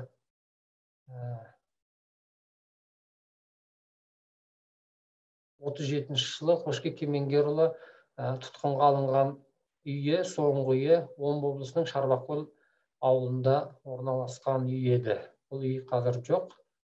Соңғы тұрған үйі қаламгердің. Бұл енді ақталған туралы анықтама қағаз 15 тамыз 57 жылы Қошке Кемеңгерұлы реабилитирован посмертно, дело о нем прекращено за отсутствием состава преступления деген анықтама қағазды Қошкенің жары Гүлсім Кемеңгерова әжемізге жіберілді. Міне осыдан кейін Гүлсім әжеміз міне 3 перзенті артында қалған Қошкенің Зайра, Нарманбет, Сәуле 3 баласы артында қалған. Гүлсім әжеміз 88 жылға қайтыс болды. 84 жасында жолдасының ақталғанын естіп кетті ол кісі. Кітабын көрмесе де 65 жылғы кітабын шығарды. Бірақ 80 мына Қошке Кемеңгерұлының 65 жылы Гүлсім әжеміздің ыждахаттылығымен, құрастыруымен шығарған кітабы. Бұл кітап жөнінде айтуға болады, жазушы баспасынан 10 000 тиражымен шыққан еді. Бұл кітапты шығаруға тікелей көмек қолын созған Мұхтар Әуезов, Қаныш Сәтбаев, Әлкей Марғұлан, Фазыл Кәріпжанов, Есмағамбет Исмайылов, Ғанеге Мұсабаев деп айтамыз.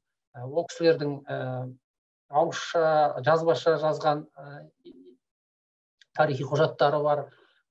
Мен біреуінен бір мысал келтірейін.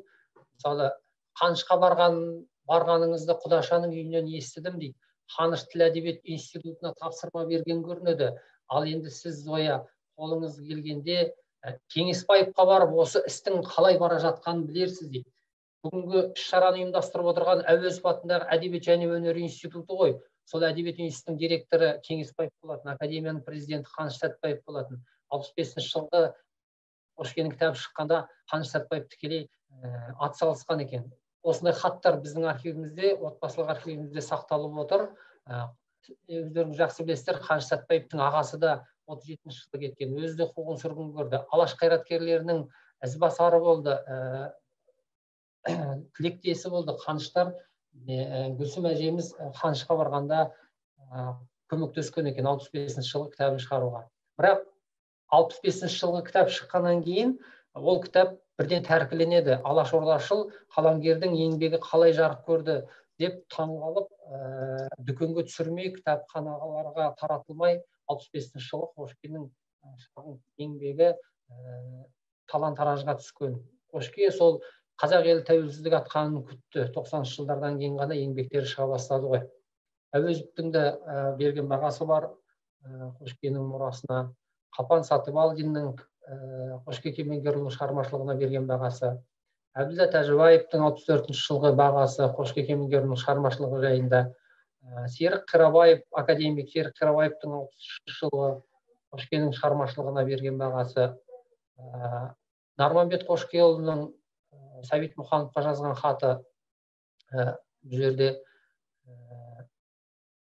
академик Шапық Шокиннің диктофонға бізге берген дерегі, бұл жерде Шапық Шокинді біз өзіміз көрдік 97 жылы. Сонда Шапық Шокиннің айтқаны, Әуезов таныстырған екен Әлкей Марғұлан мен Шапық Шокинді Қошкеге. Сонда сендердің осы Баянауылда Қошке Кемеңгерұлы есімді ағаларың бар, өзі Кемеңгер десе Кемеңгер адам деп Мұхтар Әуезов Марғұлан мен Шапық Шокинге Қошкені таныстырыпты. Осы деректі мен 97 жылы Шапық Шокиннің өзінің аузынан естідім, диктофонға жазып алған едім. Және енді Қошке танушы ғалымдар деп біз алдымен Рәзия Рүстембекова апайымызды құрметпен атаймыз. Ол кісі алғаш Қошке Кемеңгерұлы жайында 88 жылы Қазақ әдебиеті газетінде Қаламгер Кемеңгеров атты мақала жариялады. Дүниеден өтті, ғылым кандидаты, әдебиеттанушы. Академик Дихан Қамзабекұлы Қошке мұрасын жинауға көп еңбек сіңірді, әлі де зерттеп жатыр. Дихан Қамзабекұлы Қошкенің 3 томдығын құрастырды. Қошкеден тұңғыш диссертациялық еңбек қорғаған 95 жылы мен Гүлжахан Орда бүгінгі конференцияны ұйымдастырып отырған филология ғылымдарының докторы Гүлжахан Орда, Қошкенің тілдік мұрасынан диссертациялық еңбек қорғаған академик Рабиға Сыздық апайымыздың жетекшілігімен Орнай Жұбаева, Қошкенің әдістемесінен педагогикалық әдістемелік мұрасынан кандидаттық диссертация қорғаған Айжан Шормақова, профессор Фаузия Оразбаеваның жетекшілігімен. Бұл кісілер қазір енді Қошкенің мұрасын жан-жақты зерттеп, насихаттап жатыр. Енді назар қойып тыңдағандарыңызға рахмет. Қошкенің енді міне шежіресі, маман 7-ші атамыз болса, атан Қошкенің арғы атасы Кемеңгер 19 ғасырда өмір сүрген атасы, Дүйсебай қажы әкесі, Қошке өзінің өмір жылдары көрсетілген. Артында қалған енді мен қыздарын бұл жерге қосқан жоқпын. Қазіргі тараған ұрпақ біз міне Қошкеден тараған шөберелері, шөпшектері осындай. Назар қойып тыңдағандарыңызға рахмет. Осымен енді қысқаша біз презентациямызды аяқтаймыз.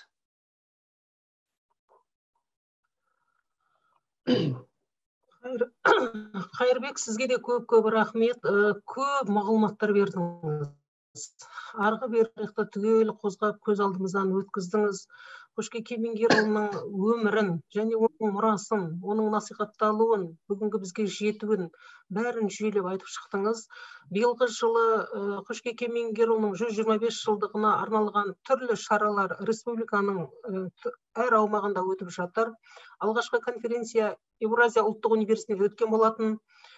Келесі халықаралық конференция Әл-Фараби атындағы университетте 30 сәуір күні өтетінін естеріңізге саламыз. Оның ұйымдастырушысы Орнай Жұбаева араларыңызда отыр. Алдағы конференцияға да осылай белсенді түрде қатысуларыңызды сұраймыз. Ал енді бүгін жаңа өмірбаянына қатысты көрдіңіздер ғой. Баянауылға тікелей қатысы бар Баянауылдың азаматтары деп. Бүгін біздің арамызға сол Баянауыл ауданындағы Баянауыл деген газеттің редакторы, сол жерде жұмыс істейтін Елеман деген азамат қатысу керек еді. Бір жиналыстан шыға алмай отырған болу керек. Мен көріп отқан жоқпын. Егер қосылып жатса, оны да сөз берер едік Елеманға. Елеман қосылғанша енді бүгінгі конференцияда көптеген шаралар айтылды. Сөзіміздің басында айтқандай, қазақтың бірнеше ғылым саласына еңбек сіңірген Қошке атамыздың мұралары бүгін жан-жақты насихатталды. Әдебиет, әдебиеттану, тіл білімі, тарих, журналистика, өзі негізгі мамандығы дәрігер. Негізгі мамандығы дәрігер бола жүріп, неге осы ғылым салаларына үлес қосты деген үлкен сұрақ туады әрине. Қошкенің замандасы Ғаббас Тоғжанов өзі айтқан болатын, біздің көбіміз универсалмыз, көп білгендіктен емес, көп міндет жүктегендіктен деп. Себебі ол кезде қай ғылым саласына барса да келесі бір ғылым саласы ақсап жатты. Сондықтан олар бір ғана салада жұмыс істеген жоқ, бірнеше салада жұмыс істеді. Өздері айтқандай әмбебап болды. Оған заманның өзі, уақыттың өзі мәжбүрледі. Соған мәжбүр болды. Соншама еңбекті атқарғанда олардың мақсаты не дегенде, бүкіл алаш қайраткерлерінің алдына қойған негізгі мақсаты біздің азаттығымыз, тәуелсіздігіміз болатын. Бүгін біз қол жеткізіп отырған тәуелсіздік осы алаш қайраткерлерінің негізгі арман мүдделері болатын. Міне біз бақытты ұрпақпыз. Біз сол алаш қайраткерлерінің мұрасын насихаттап, айтып, солармен танысып отырмыз. Қазіргі таңда бізде 3 тұғырлы тілде қазақ, орыс, ағылшын тілдерін айтып жүрміз. Ал біздің аталарымыз 3 тілді, бірнеше тілді осыдан бір ғасыр бұрын білген болатын. Оған осы Қошке атамыздың қазақ, орыс, неміс тілдерін тең білетіндігі, және сонымен бірге бірнеше оқулықтарды, бірнеше шығармаларды орыс тілінен қазақ тіліне аударғандығы, аудармамен айналысқандығы, Пушкиннің «Пайғамбар» деген өлеңін жақсы білесіздер, оны кейінгі жылдары бізде ақиқ ақындар Ильяс Жансүгіров пен Қалижан Бекқожин аударды. Міне осындай ақындармен иық тең тұрған Қошке Кемеңгерұлы аударма саласының, көркем аударманың кәсіби деңгейге жеткізуге, оның қалыптасуына үлес қосқан қаламгерлердің бірі еді. Біз осыдан бір ғасыр бұрынғы 20 ғасыр басында қазақ әдебиеті туралы сөз еткен кезде әрине әр жанрды жеке-жеке айтқымыз келеді. Поэзия, проза, драматургия, әдеби сын деп. Міне осылардың бәрінің қалыптасуы, дамуы, яғни олардың бәрінің де кәсіби деңгейге көтерілуі біздің алаш қайраткерлерінің тікелей еңбегімен жүзеге асты. Алаш қайраткерлерінің бәрі де осы айтылған әдебиеттің жанрларын кәсіби деңгейге көтерді. Соның ішінде Қошке Кемеңгерұлының алтын сақинасы туралы жақсы айтылды.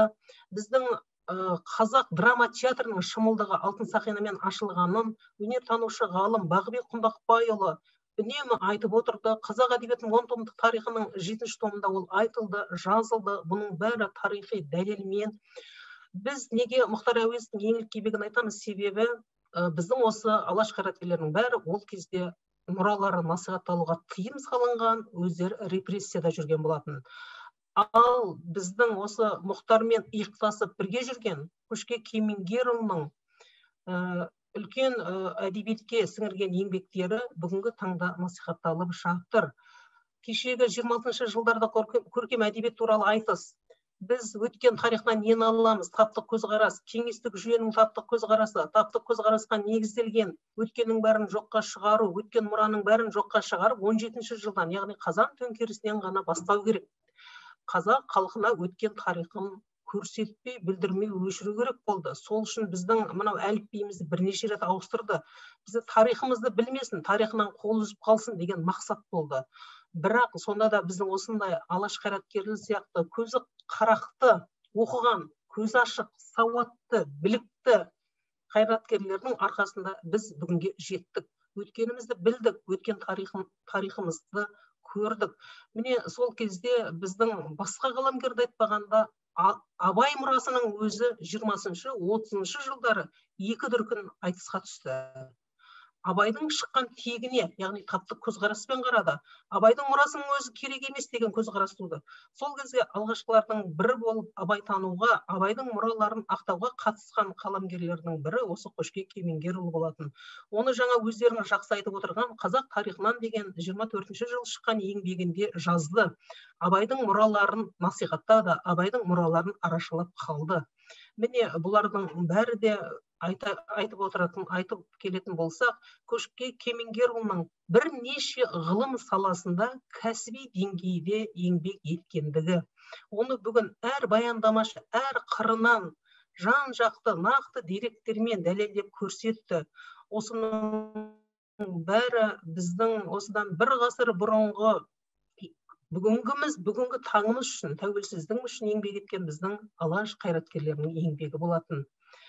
Мынау көркем әдебиет туралы сөз еткенде біз әрине жаңа бұған дейін де айтылды ғой, Қошкенің сол тұстағы көтерген мәселелері ол бірінші кезде әйел теңсіздігі себебі 20 ғасырдың басындағы өзекті мәселелердің бірі сол болатын. Екінші мәселе бұл жетімдер тағдыры. Оны Мұхтар Әуезовтің шығармаларынан да біз жақсы білетін едік. Яғни жетімдердің тағдыры қай дәуірде де оңай болған жоқ. Ендеше олар өздерінің қасындағы өмірде болып жатқан оқиғаларды тарихи шындықты сол қалпында шынайы бейнеледі, бізге жеткізді. Келесі үлкен тақырып бұл отаршылдықтың ұшқындары деп айтамыз, отаршылдық зардаптары деп айтамыз. Міне жаңа Ашур Өздемір мырза да айтты ғой, отаршылдық ұшқындары деген әңгімесін аударып жатырмын деп. Отаршылдықтың зардаптары біздің 20 ғасыр әдебиетінің негізгі тақырыптарының бірі болды. Осы негізгі өзекті мәселелердің бәрі де Қошке шығармаларынан үлкен орын алды.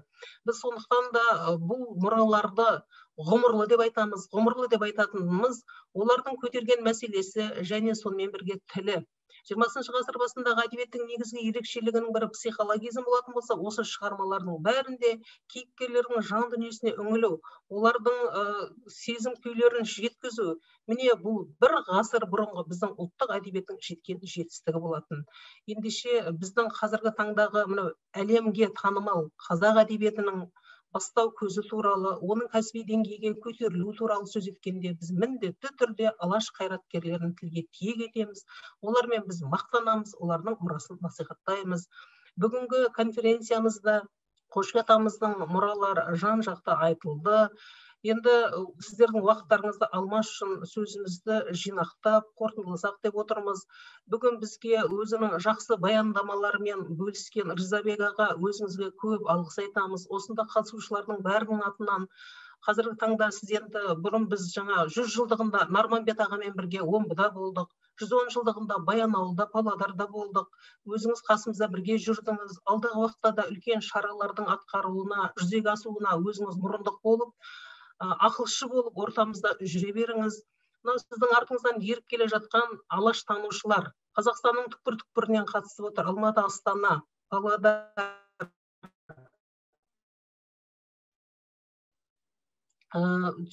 ол айтамыз Түркия елінен де қатысып отыр. Оған қатысып отырған біздің Ашур мырза қазақ әдебиетін жақсы біледі ғана емес, қазақ әдебиетін сүйеді, жанымен сүйеді және соны насихаттап, өз бетінше насихаттап жүрген азамат. Міне осындай азаматтардың арқасында біздің қазақ әдебиеті әлемдік деңгейге көтеріледі деген үмітіміз бар. Алдағы уақытта біздің мынау докторантурада оқып жүрген докторанттарымыз қатысып отыр осында. Олардың бәрі де шет тілін жақсы біледі. Қошке аталары сияқты ағылшын тілін игерген деп мен ойлаймын өз басым. Осылардың барлығы, осында отырған докторанттар біздің осы мұраларымызды ағылшын тілінде әлемге танытады деген үмітіміз бар. Сондықтан да бүгін осында қатысқан мынау Сағынбай замандасым отыр, Айгүл апай, Айгүл Серікқызы, сізге көп рахмет. Светлана Викторовна отыр, Айнұр Машақова отыр, сіздерге көп рахмет. Орынай менің замандасым, біз неше жылдан бері бір атаның баласымыз деп өзіміз күліп жүреміз. Осы бір атаның балалары бірге осылай қызмет жасай берейік. Мынау Қайырбек деген менің замандас әріптес інім осында қатысып отырған. Қайырбекті біз студент күннен әдебиетке ақын болып келгеннен көз алдымызда өсіп келе жатыр. Атасының жолын қуып келе жатқан Алаштың бір қайраткері, сол ата мұрасын, ата ізін жалғастырып келе жатқан азамат. Мына жерде Шохан деген замандасымыз отыр, біздің өзіміздің мынау Әл-Фараби атындағы университеттің оқытушысы, қашанда әдебиеттің төңірегіндегі осында үлкен шаралардың бел ортасында жүреді. Әлімжан Хамраев деген біздің әдебиет және өнер институтының үлкен профессоры отыр. Бұл кісі де қазақ әдебиетін жан-жақты насихаттап жүрген. Біздің ежелгі дәуір әдебиетінен бастап қазіргі замандағы әдебиетке дейінгі аралықты насихаттап жүрген азаматтардың бірі.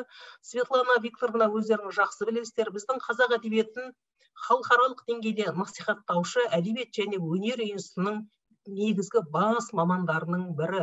Амангелді Мұхан көріп отырсыздар. Амангелді Мұхан біздің өнер танушы, жаңағы мен айтып отырған Бағыбек Құндақбайұлы деген ағамыздың тікелей шәкірті.